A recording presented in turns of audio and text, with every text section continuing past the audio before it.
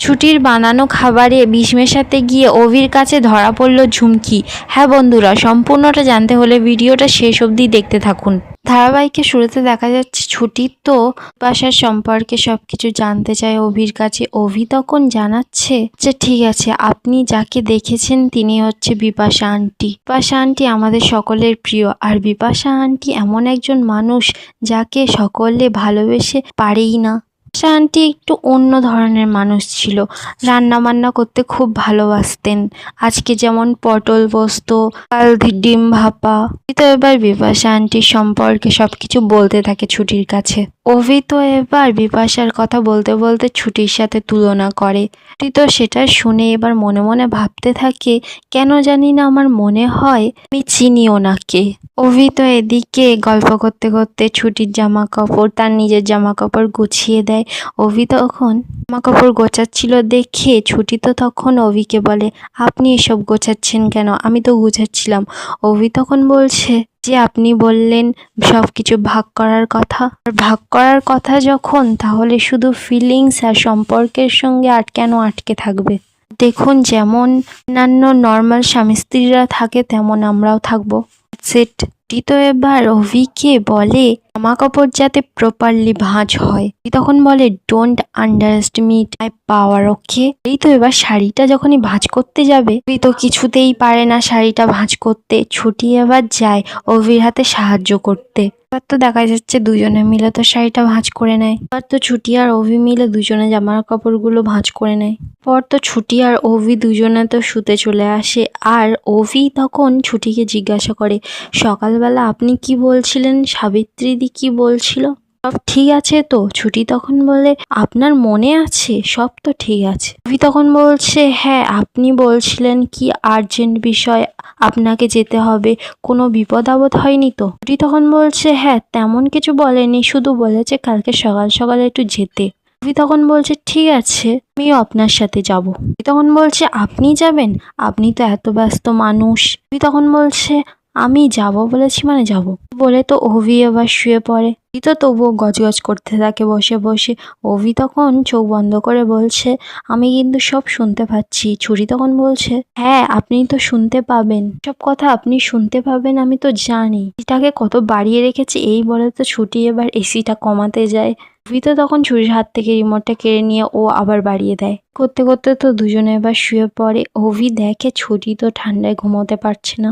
অভি গিয়ে ছুটির গায়ে ওটা হালকা করে দিয়ে দেয় আর এসিটা আবার কমিয়ে দেয়। দুজনে তো এবার ঘুমিয়ে পড়ে। পরের দিন সকালবেলা দেখা যাচ্ছে ছুটি তো আশ্রমে চলে এসেছে আর ফান্ডের টাকা গুনতে থাকে।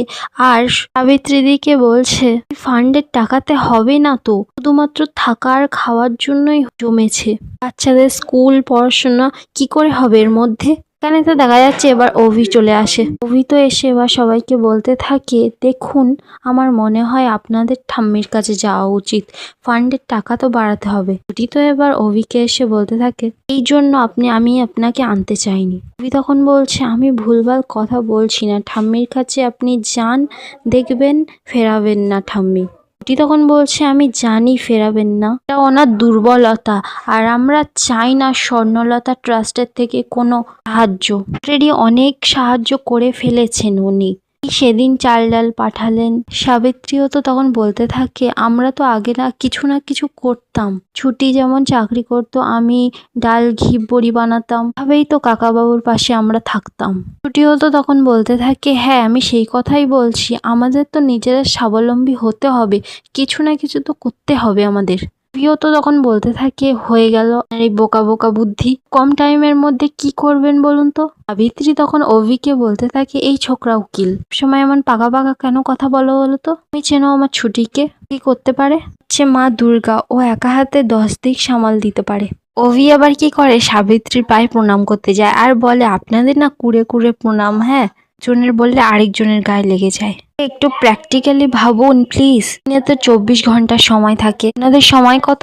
উনি না কথাটা বুঝতে পারছেন না আমি কি বোঝাতে চাইছি। আপনাদের কাছে সময় নেই। উনি কিন্তু ভাববেন না যে এই অফিস কামাই করার কথা, কিন্তু ঘ্যাচঘুচ করে মাইন্ডটা কেটে নেবো, ঠিক আছে? তখন বলছে আপনি কি ভাবার অবস্থায় রেখেছেন? দিচ্ছেন ভাবতে? এইসব ফালতু কথা বলে মাথাটা খেয়ে নিলেন। তখন বলছে দিচ্ছি না, কারণ এইসব ফালতু ভাবনা ভাবার জন্য ফ্রি টাইম পান কি সুপারম্যান নাকি? একটা প্র্যাকটিক্যালি ভাবনা ভাবছেনই না, সময়টা পাবেনই বা কোথায়? আপনি তো বুঝতেই পারছেন না। আপনি একটা কথা বোঝার চেষ্টা করুন। যে আমার অফিসে কাজ করেন, যা মাইনে পান আপনি কি ভাবছেন বাইরে কাজ করলে তার থেকে বেশি পাবেন? সময়ের মধ্যে এতগুলো বাচ্চার ভবিষ্যৎ কিভাবে নির্ধারণ করবেন আপনি? ভাবে আপনাকে বোঝাই, আপনি গিয়ে ঠাম্মির সাথে কথা বলুন, আর বাকিটা সময় পড়ে থাকে আপনার মায়ের সাথে রান্না করাটা। এই রান্না করে কি আপনি টাকা রোজগার করতে পারবেন? তো এবার একটা কথা মাথায় আসে আর বলে হ্যাঁ, করাই যায় রান্না। সেদিনকারে জেলে বসেও ভাবছিলাম খিদের মুখে খাবার পাওয়াটা কতটা দরকার। তো কিছুই বুঝতে পারে না আর বলে মানে আমরা যদি খাবার নিয়ে ভাবনা চিন্তা করি ব্যাপারটা হয় কেমন বলুন তো? তখন বলছে 1 সেকেন্ড ভাবনা চিন্তা করবেন এই রান্না নিয়ে। এবার তো সাবিত্রীর কাছে যায় অভি আর বলে আপনি কিছু বুঝতে পারছেন না? মানে বুঝতে পারছি, আপনার আমার মতো অবস্থা হয়েছে, কিছুই বুঝতে পারছেন না। তো এবার ছুরির কাছে আসে আর বলে এই আপনি জেলে গিয়ে কি খাবার বানাবেন বলছেন? আচ্ছা আপনি কি জেলে গিয়ে খাবার বানাবেন? এটা কিন্তু হবে না, এটা কিন্তু ঠিক নয় ছুটি। তখন বলছে আমি জানি আমি কি ভাবছি, হোম ডেলিভারি, আশ্রয় বাড়ির হোম ডেলিভারি। ব্যাপারটা কেমন হয় বলুন তো?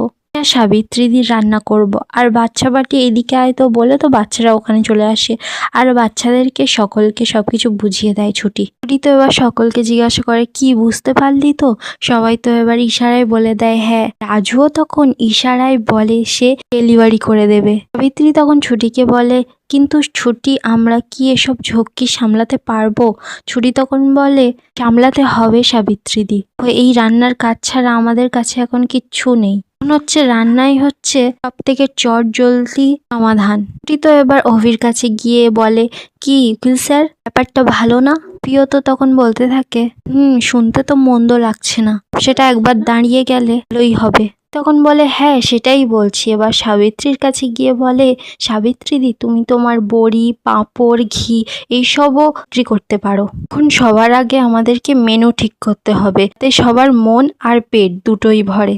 অভি তো তখন বলে ঠিক আছে আপনি বলছেন, কিন্তু আপনি যদি কোনোদিন মিস করেন এই রান্নায় তাহলে কিন্তু সব দায়িত্বটা পড়বে ওনার কাঁধে, মানে সাবিত্রীর কাঁধে। উনি কিন্তু হিমশিম খেয়ে যাবে, এটা বললাম। ছুটি তো তখন বলে আমি ওটা বলছি না, আমি বলছি ভোর ভোর উঠে আমি বাড়ির কাজ করব, তারপর উঠে এখানে চলে আসবো, এখানে রান্না বান্না করে অফিসে চলে যাব, আবার বাড়িতে গিয়ে আবার বাড়ির কাজ করে নেব। সাবিত্রীও তো তখন ছুটিকে বলছে পারবি না, এত খাটনি তোর শরীরটা ভেঙে যাবে।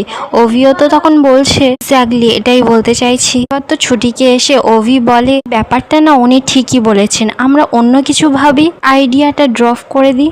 তখন বলছে আমাকে পারতে হবে, আমাকে আশ্রয় বাড়ির জন্য পারতে হবে, আমার বাবার জন্য পারতে হবে, দেবদত্ত রায়চৌধুরীর জন্য পারতে হবেই। বাবার অবর্তমানে আমাকে সব দায়িত্ব দিয়েছে, বাবাই তো সব কিছু বলেছে, আপনি তো আমার পাশে ছিলেন। আমাদের কিছু করার নেই, আমাদের পারতে হবে, আমাদের মানতেই হবে। আমি মানছি যে কষ্ট হবে, কিন্তু কিছু করার নেই। ফান্ডের যা অবস্থা আমাদের তো ভাবতেই হবে, আমাদের সব ব্যক্তিগত জীবন নিয়ে সব ভাবলে চলবে না। দাঁত চেপে আমাদের কাজ করতেই হবে, আর তারপর ধীরে ধীরে আমাদের অভ্যেস হয়েই যাবে। বাচ্চাদের লেখাপড়া, সুস্থ থাকা সব তো আমাদের আগের লক্ষ্য ছিল। সব থেকে প্রথম আমাদের লোকজনকে জানাতে হবে, আর কাল থেকে হবে আশ্রয় বাড়ির হোম ডেলিভারি। তো দেখা যাচ্ছে ছুটির হাতে হাত মেলায় আশ্রয় বাড়ির সকলে। অভিও তো ছুটিকে অল দ্য বেস্ট জানায়। আর এখানেই আজকের এপিসোডটা শেষ হয়ে যায়। ভিডিওটা কেমন লাগলো কমেন্টে জানাতে ভুলবেন না।